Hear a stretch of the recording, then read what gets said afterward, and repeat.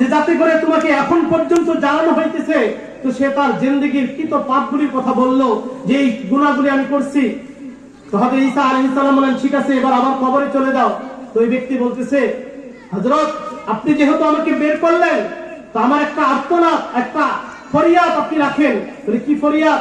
বলতেছে, আপনি আল্লাহ তাআলার কাছে এতটুকু দয়া করেন যে আল্লাহ যেন আমাকে হায়াতের জীবনে আরেকবার ফিরায় দেয়, এক মুহূর্তের জন্য ফিরায় দেয়।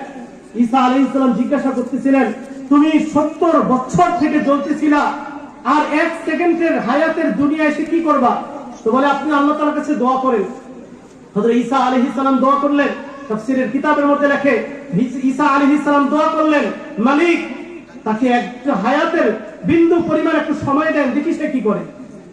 তো সে হায়াতের জীবনে ফিরে আসলো, তাকে দুনিয়ার জীবনে ফিরানো হলো। সে দুনিয়ার জীবনে ফিরে শুধু একবারের জন্য বলল, আস্তাগফিরুল্লাহ রাব্বি মিন কুল্লি যামব। কি বলছে? বলেন, আস্তাগফিরুল্লাহ রাব্বি মিন কুল্লি যামব।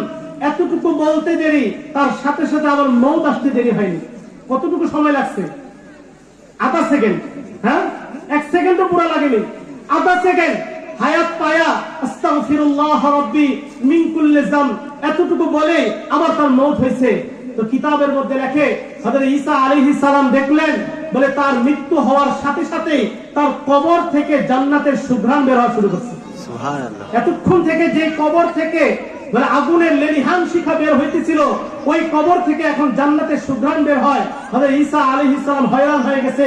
সে আবার ওই কবরওয়ালাকে দাঁড় করাইছে, বলতেছে, কাহিনী কি বল? তো বলতেছে, শুনেন, আমার গুনাহের কারণে কিয়ামত পর্যন্ত আযাব হইতো, কিন্তু আপনার দোয়ায় আল্লাহ তাআলা দয়া করে আমাকে হায়াতের জীবনে ফিরায় দিয়েছে। আর আমি যখনই একবার ইস্তেগফার করছি, ওই ইস্তেগফার আর আল্লাহ তাআলার মাগফিরাতের মধ্যে কোনো পর্দা ছিল না, আল্লাহ সাথেই কবুল করছেন। আর কবুল করার কারণে আমার জিন্দেগীর সমস্ত গুনাহ আল্লাহ মাফ করে দিয়েছেন। সুবহানাল্লাহ। ও দেওয়ানহাটের মানুষ, আমি আপনাদেরকে বুঝাইতেছিলাম হায়াতের মূল্য, হায়াতের দাম।